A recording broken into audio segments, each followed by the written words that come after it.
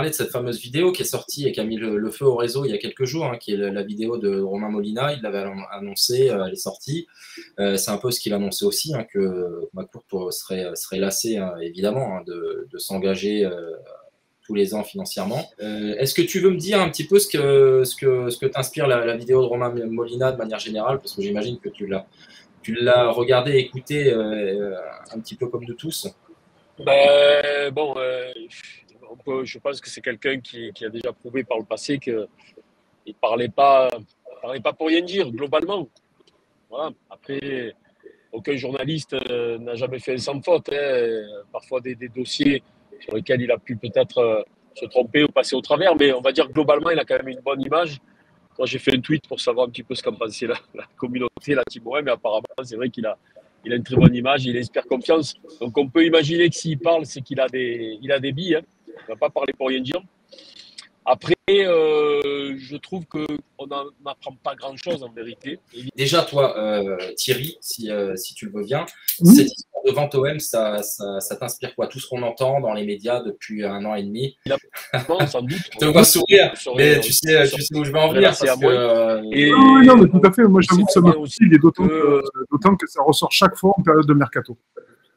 Chaque fois qu'il y a un mercato qui arrive, soit l'OM est à vendre, soit l'OM est vendu, etc., etc. Et ça depuis presque 2 ans maintenant. Donc ça me fatigue un petit peu. Et après, voilà, que ce soit Romain ou Romain Molina ou Thibaut Bézirian, je pense que les mecs ont bossé, ils ont enquêté là-dessus, etc. Ce que moi je n'ai pas fait du tout. Donc moi je suis juste le point de vue du supporter, mais ouais, non, ça me fatigue un peu, d'autant que j'ai l'impression que tout le monde va croire quelqu'un qui va faire une vidéo en disant oui, l'OM est vendu, l'OM est à vendre, etc., etc. Et même quand les gens font des démentis, quand les principaux intéressés font des démentis, eh ben, on ne croit pas. Je trouve ça assez ahurissant. Je regarde Newcastle. Voilà, on a appris que c'était en vente, je crois, en septembre ou peut-être en fin d'année dernière. En octobre, les mecs ont acheté et au mois de janvier, ils mettaient 140 millions dans leur mercato. Le Milan AC, pareil, quoi. Le Milan AC a été vendu, ça a été racheté. Ok, voilà, on a entendu. Voilà. Lui, il veut acheter le Milan AC, très bien. Il achète le Milan AC, très bien. Et à Marseille, ça fait 1 an et demi, comme tu as dit, oui, un coup c'est vendu, un coup c'est l'Arabie Saoudite, un coup c'est les Émirats, le patati, le patata. Il y a eu l'épisode Ajroudi, souvenez-vous aussi avant Ajroudi, mais souvenez-vous de Jacques Ashkar, qui soi-disant aussi devait racheter l'OM, patati patata. Alors oui, le club tout est à vendre. Je veux dire, si demain quelqu'un va voir Jean-Michel Aulas et lui dit voilà, je te mets 2 milliards pour te racheter l'Olympique Lyonnais, Jean-Michel Aulas, il va se débarrasser de l'Olympique Lyonnais. Et ça, on peut le faire à n'importe quel club du championnat de France. Hormis peut-être le Qatari, quoi. Hormis peut-être les Qataris. Donc, oui, à un moment donné, sûrement que Franck McCourt, il va vendre le club. Mais est-ce que là, il y a des négociations qui vont aboutir cet été pour que l'OM ait du pognon pour pouvoir recruter, etc., etc. Mais si c'est comme ça, dans ce cas-là, Pablo Longoria doit être au courant et il dit à Camara, écoute, Bouba, ne t'inquiète pas, McCourt, il va vendre, voilà, il va y avoir du pognon qui va rentrer, on va tripler ton salaire et on va construire le projet autour de toi. Tout simplement. Mais Bouba Camara, il est parti. Personne ne lui dit ça, personne ne lui a tenu ce discours. Saliba, pour l'instant, il est rentré à Arsenal, etc., etc. Et depuis 1 an et demi que, soi-disant, l'OM est en vente ou vendu, je suis désolé, mais moi, en termes de recrutement, j'ai pas vu un recrutement où soi-disant, il y a des Saoudiens derrière qui mettent du pognon. Je ne sais pas où ils le mettent, le pognon, si les Saoudiens derrière, parce que les prêts, les options d'achat, les machins, les similaires, je sais pas. Soit ce sont des Saoudiens du quartier de Marseille, de Belzins, quoi, mais je vois pas le truc, quoi. Je comprends pas. Je comprends pas tout cet emballement autour de ça. Excuse-moi, Thierry, je me permets de répondre. Oui. Moi, tu poses la question, mais pourquoi vous, je m'inclus dedans, vous croyez ce qui se dit depuis 1 an et demi, donc que ce soit de Thibaut ou d'autres, et plus récemment donc de Romain Molina, et pas, par exemple, dans la foulée lorsqu'il y a un démenti? Je réponds pour moi et pour personne d'autre, je donne juste mon avis. Je préfère largement faire confiance à Thibaut, à Romain Molina ou à d'autres journalistes qui ont travaillé plutôt qu'à Franck McCourt. Ça, c'est ma conviction personnelle. Après, je pense qu'elle est partagée par pas mal de supporters qui n'ont plus confiance en Franck McCourt. L'année dernière, avec le prince Al-Walid, je sais pas quoi, là. Ben Talal. Ouais, Bin Talal. Putain, le mec dément, McCourt dément, et les gens te disent non, mais il achète quand même. C'est surréaliste. Oui, mais bon, je vais te donner un contre-exemple. Lorsqu'il était aux Dodgers, quelques jours avant, il dit « je ne vendrai jamais les Dodgers », il a vendu. Oui. Donc, comme quoi, les démentis, ça veut strictement rien dire, potentiellement. On peut tout interpréter, en fait. Quand l'acheteur dément et que le vendeur dément, à un moment donné, il faut se poser des questions, quoi. Mika, tu veux rebondir? Ouais, je dis, bon, après, pour l'instant, c'est vrai qu'on est un peu sur le même scénario que l'année dernière, à la même époque. C'est-à-dire qu'on avait aussi dit, on verra à fin de saison, le passage de la DNCG, s'il y a quelque chose, il faudra forcément que ça sorte. À ce moment-là, là, on a l'impression qu'on reprend un peu les mêmes cartes, avec, malgré tout, une différence notable, c'est que cette année, je pense que si McCourt souhaite vendre, il a mis le club dans les meilleures conditions. C'est le moment. Aujourd'hui, oui, c'est le bon moment. Pour moi, il y a eu 3 étapes. La première, c'est l'arrivée avec cette volonté de faire un business immobilier autour du stade. Il a vu rapidement que ce ne serait pas possible, puisque finalement, quand la concession qui était accordée à la SAFIM au Parc Chano est tombée, elle a été plus ou moins renouvelée, je crois, à la SAFIM. Donc lui, il n'a pas eu gain de cause sur ce point-là. Il a eu aussi d'autres affaires, je crois, du côté de Ramatuelle, où ça ne s'est pas forcément bien passé non plus.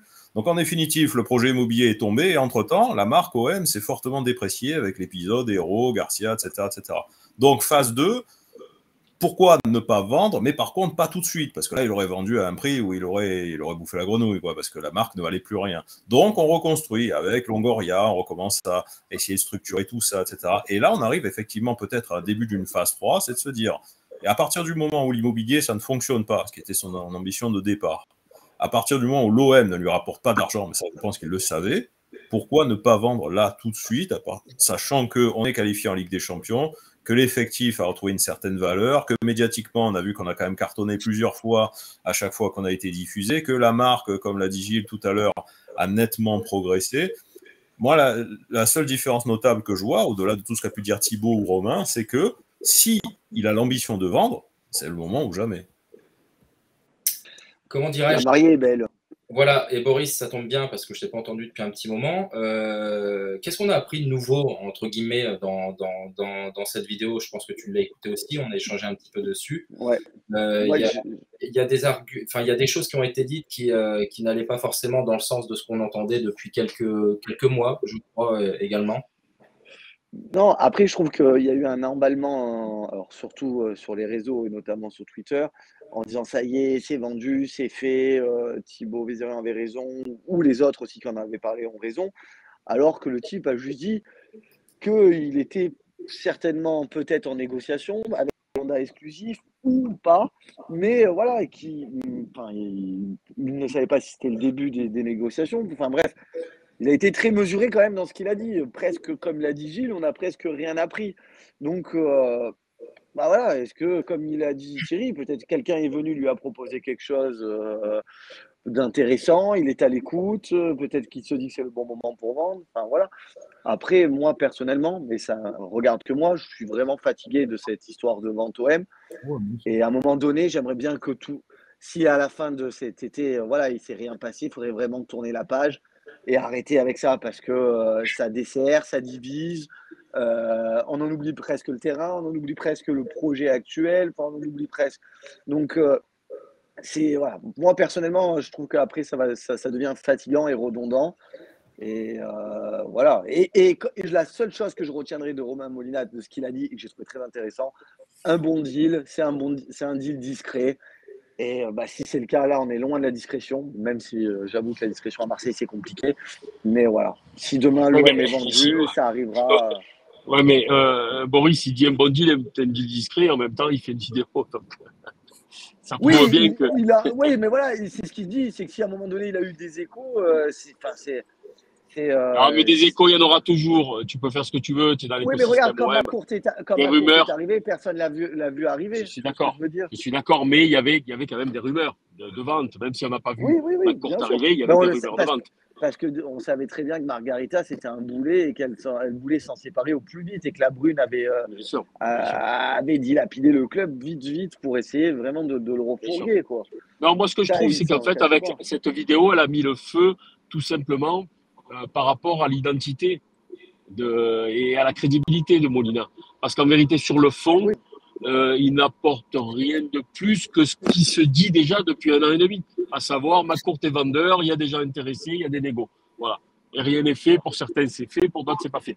Mais en vérité, c'est sur le nom de Romain Molina que cette fois, beaucoup se disent, tiens, si c'est lui qui parle, ça veut dire que c'est solide, que c'est sérieux. Voilà, c'est la nouveauté, c'est par rapport à l'identité de celui qui sort ces éléments-là. Voilà, après, on se doute bien qu'il est à l'écoute ou qu'il est peut-être en négociation, hein, puisque ce qui se comprend. Mais en vérité, la logique de Thierry, elle est implacable. C'est-à-dire que toutes les questions que se pose le supporter lambda, à savoir s'il y a déjà des gens aux manettes en sous-marin, pourquoi on fait Harit à l'arraché le 31 août, pourquoi on ne retient pas Camara, pourquoi on ne résout pas rapidement le problème Saliba. Et évidemment, c'est tellement évident, c'est tellement logique. Après, dans ces négoces-là, dans ces business-là, dans ces dossiers-là, il y a parfois des trucs qui nous dépassent et qui dépassent même l'entendement, qui sont parfois irrationnels.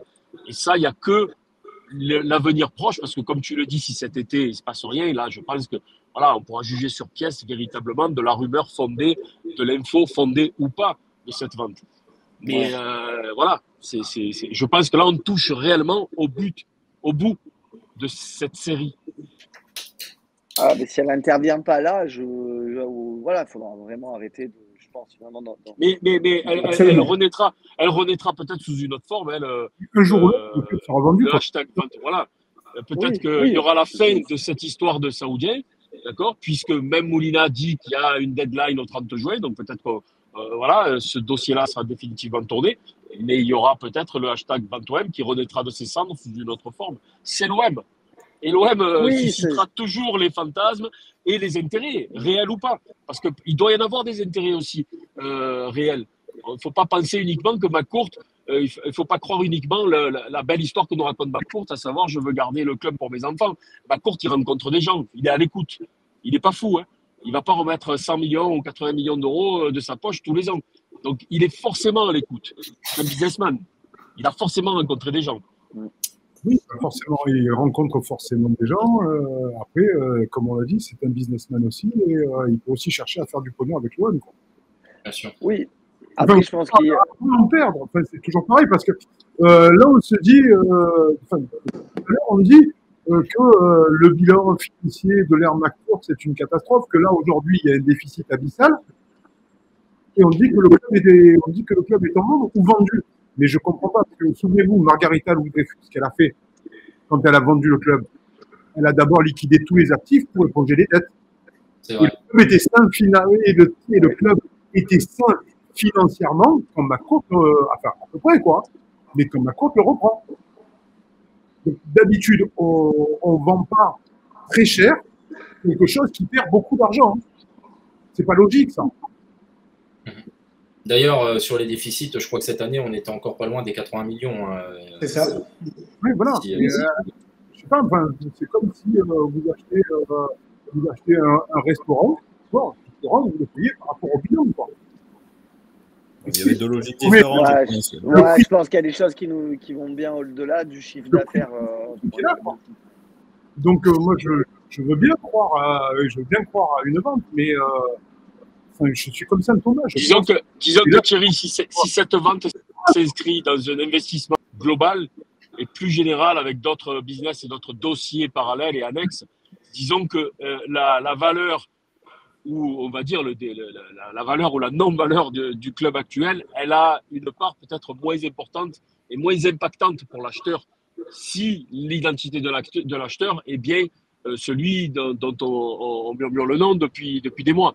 Tu vois ce que je veux dire? Bon, alors évidemment, là, dans cette vidéo, brièvement, on apprend qu'il y a quelque chose, une deadline sur fin juin, mais c'est vrai qu'il y a eu le feu un peu pour beaucoup de choses et pour rien, parce qu'il a quand même bien précisé que la deadline, ça pouvait être sur la validité d'un mandat de vente. Donc, ça ne veut pas dire déjà qu'il y ait des acquéreurs qui étaient trouvés.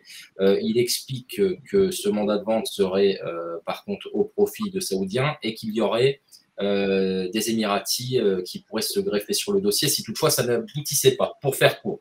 Pourquoi je te dis ça? Parce qu'il y a beaucoup de gens qui estiment et qui ont peur d'une version QSI bis et qui expliquent que l'OM pourrait perdre son identité avec un nouveau propriétaire de ce type. Qu'est-ce que tu en penses, toi? Eh ben, je pense que l'OM est à l'abri. L'OM est à l'abri à l'abri de ça parce que tu as une institution qui est forte à l'Olympique de Marseille.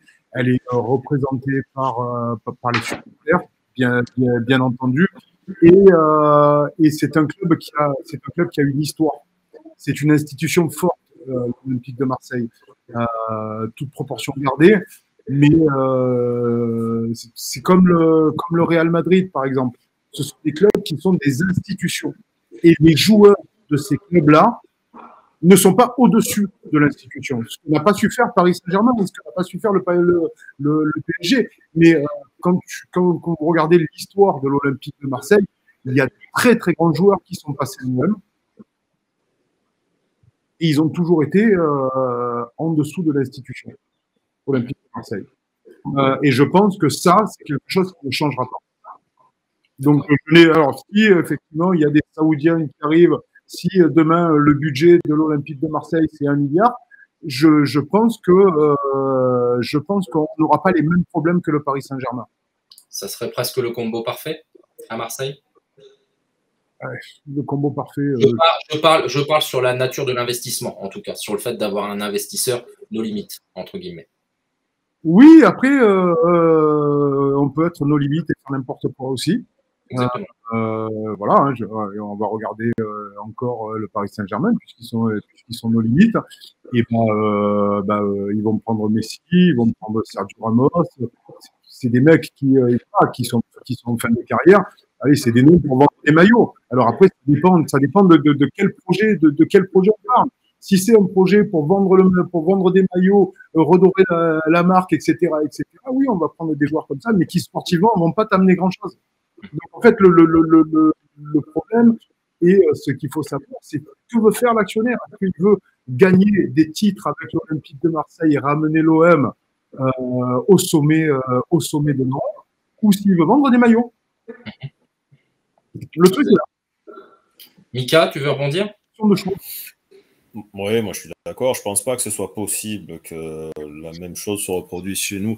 D'abord, le Qatar cet été, ils ont acheté une marque. Ils ont acheté Paris, la Tour Eiffel. Donc à partir de là, ils ont un projet essentiellement marketing et bling bling. Celui qui reprendrait l'OM, s'il était de la même capacité financière, déjà, ne pourrait pas faire ça parce que la ville de Marseille, c'est pas une marque commerciale au sens de Paris. Donc ça ne pourrait passer que par des résultats sportifs. Avec derrière une autre ambition, parce que je ne suis pas dupe non plus. Je ne pense pas que des repreneurs demain, saoudiens, émiratis ou autres, seraient juste des amoureux de foot. Il y aurait une dimension politique, économique derrière, etc. Mais je pense qu'il ne ferait pas l'économie de monter un beau projet qui collerait à l'identité du club, qui collerait à l'identité méditerranéenne, qui collerait à la passion qu'il y a chez nous. Et donc, je pense que si demain, on avait un État ou autre en capacité de lâcher 1 milliard d'euros sur le club, j'espère, et je pense sincèrement, ce ferait intelligemment, c'est-à-dire qu'on prendrait des joueurs qui soient en capacité de s'identifier au club, comme ça a été le cas cette année. On a vu, et même des personnes qui étaient parisiennes au départ, on a vu des Guendouzi, des Saliba, qui rapidement se sont très identifiés au club, ont montré leur amour du club, et je pense que c'était sincère. Donc moi, j'espère très sincèrement que demain, on aura l'occasion d'avoir un gros investisseur et que celui-ci fera les choses intelligemment, proprement, et dans la continuité de ce qui a été commencé là avec Longoria. La seule chose qui me fait un petit peu peur en cas d'actionnaire avec de gros moyens, c'est l'impatience des supporters. C'est la seule chose qui me fait peur. L'impatience des supporters? L'impatience. Oui.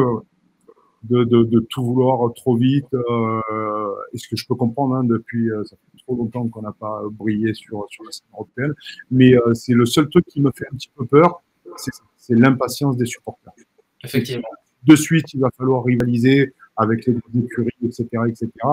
Et on le sait, le football, c'est pas seulement une question de pognon et d'effectifs, ça se construit sur le long terme. Même quand on a du pognon, ça se construit sur le long terme avec une logique. Mais Thierry, même à ce niveau-là, je trouve que les supporters de l'OM ont mûri sur ces 10-20 dernières années quand même. Ils ont mûri parce que là, par la force des choses, j'ai envie de dire. Oui, là, ils ont mûri parce que c'est Macourt. Mais si demain on te dit que le budget de l'OM c'est 800 millions, c'est pas faux. Je suis pas sûr que la maturité reste. Avant de faire un petit peu de football fiction, je voudrais juste rappeler aussi, alors donc Romain Molina fait sa vidéo et il a été aussi chez nos amis du Phocéen pour parler un peu de ce qu'il avait dit et ce qu'il avait fait. Et pour cette vidéo-là, à un moment, Romain Herring lui dit clairement, donc oui, cette vente qui n'en est pas une, et on a vu la moue qu'il a faite, et il a quand même bien stipulé, je reviens là-dessus pour remettre un petit peu le propos de Gilles qui consiste à parler de la crédibilité du personnage. Lui a expliqué qu'avec le nombre d'investigations qu'il faisait, etc., qu'en plus tout ça ne l'importait guère, qu'il ne se serait pas mouillé à sortir cette vidéo-là s'il n'avait pas de choses et de preuves tangibles. Alors espérons que ça soit le cas. Ceci m'amène justement à vous parler d'un peu de football fiction. L'OM est racheté, admettons-le. Thierry, quelle est ta première décision, toi, nouveau propriétaire du club à l'Olympique de Marseille? On sait que de toute façon, les 5-6 premières décisions sont les plus importantes et celles qui te permettront de poser des jalons intéressants pour l'avenir du club. Confirmer Pablo Longoria comme président de l'OM déjà. D'accord, très bien. Mika? Oui, je pense que ce qu'a fait Longoria aussi, c'est très fiable pour l'instant. Il a eu des échecs aussi, mais c'est plutôt bien. Moi, je voudrais qu'on s'inscrive aussi dans la continuité, c'est-à-dire que là, on a commencé à avoir des joueurs jeunes et intéressants.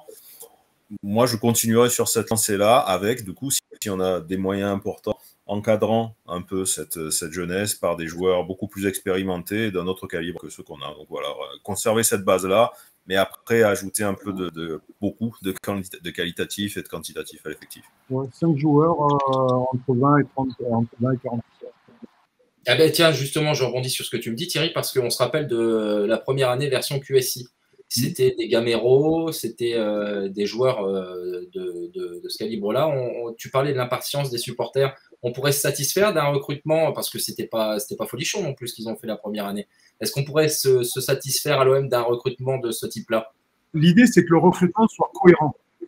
Avec une tête de gondole? Pas forcément. On a besoin pour moi, on a besoin de 4-5 joueurs qui se situent entre 20 et 50 millions d'euros.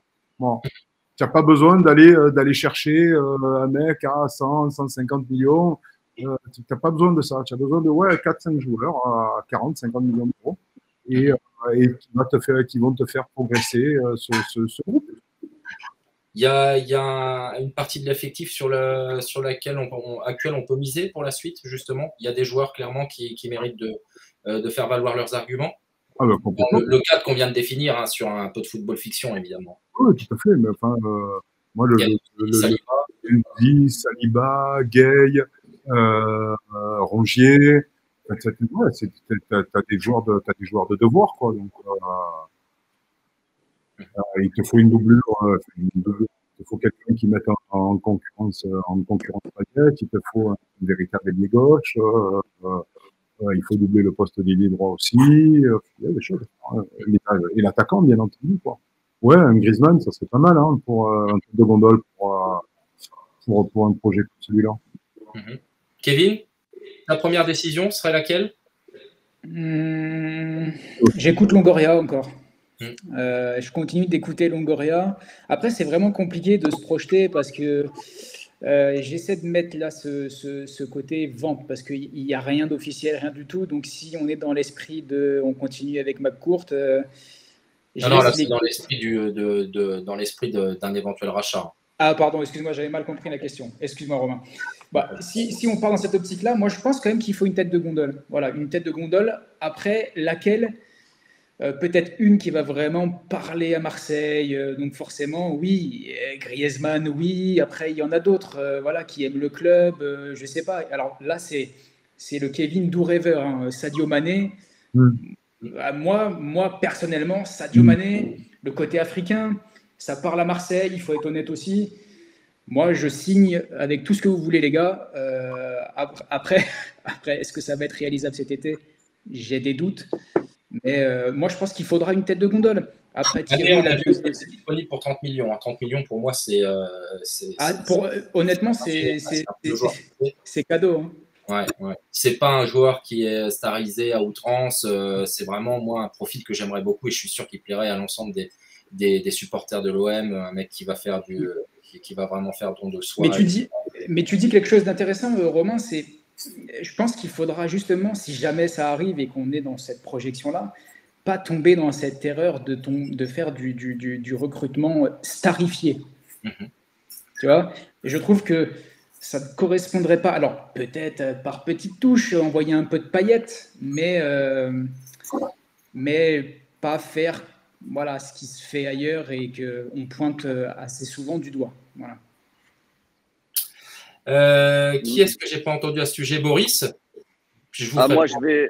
Moi, dans un premier temps, je retourne chercher Modo Sogou, hein, qui avait une très bonne vision du jeu.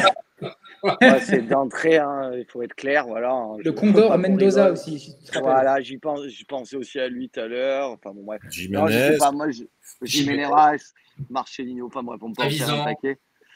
Non, je suis pas trop fan du foot, pas trop fan du foot fiction, parce que bon.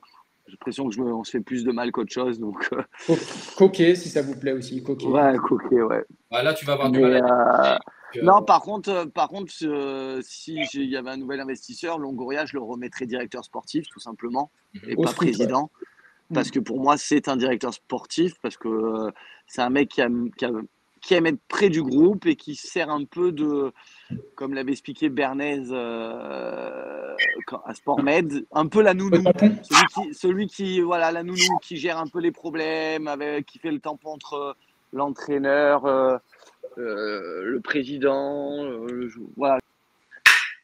Ouais. Je le verrai plus dans cette. Le directeur sportif, bien entendu, voilà, parce que je trouve que ça manque un peu de charisme, ça manque un peu d'aller un peu au feu quand dans des situations un peu plus compliquées. Mais voilà, après pour le reste, pour les joueurs, on pourra en citer plein. Avant qu'on passe la main et qu'on clôture cette émission, moi, ma première décision donc, serait évidemment d'exclure, et ce, de manière irrémédiable, Jacques-Henri Ayrault de l'Olympique de Marseille. La possibilité de conserver son bureau à Paris, mais pour y faire autre chose que de gérer, entre guillemets, l'OM. La suivante pour la tête de gondole, justement, j'irai la choisir au poste de Camara, parce que je trouve que c'est vraiment le poste assez représentatif pour ça. Quelqu'un qui a le jeu devant, et c'est vrai que je parle toujours de ce triangle derrière, hein, où pour moi tout se passe entre les défenseurs centraux et le numéro 6. Donc, et évidemment, je ferai comme vous, messieurs, je laisserai Longoria, parce que même si tout n'est pas accrédité de choses positives sur ce qu'il a pu faire, il y a quand même du travail, il y a énormément de choses qui ont été bien faites, et j'aimerais, comme beaucoup, parce que c'est ce qu'on a vu sur les réseaux, hein, tout de suite on a vu manne financière, Longoria, recrutement pimpant, donc c'est vrai que il y a beaucoup de monde qui demande à voir Longoria travailler avec de l'argent. Donc voilà, mais plutôt dans le cadre d'un directeur sportif, effectivement, et on aurait pu se poser la question, Thierry, encore pour toi, pour conclure, justement, quel président pour l'Olympique de Marseille te ferait plaisir, ou quelle sorte de président, si tu ne peux pas me donner un nom directement? C'est ça, c'est une très très bonne question. Quelle sorte de. Est-ce qu'un Platini, par exemple, comme on me le souffle en privé, ça pourrait te plaire? Ouais, ça pourrait, oui. Oui. Là, on est dans quelqu'un qui connaît le football, qui connaît les instances. Oui, qui connaît bien la région aussi, donc voilà. Ça serait pas mal. Tout à fait, ça serait pas mal. On a une question de Mika très intéressante. On fait quoi du tatouage? Dans les premières décisions, personne n'a parlé de lui. C'est vrai. Ouais. Finalement, tu vois, je pense que ça redeviendra accessoire le traitement du coach actuel. Mais C'est vrai qu'on peut se demander s'il ferait partie d'un éventuel, s'il serait dans la continuité d'un rachat ou pas.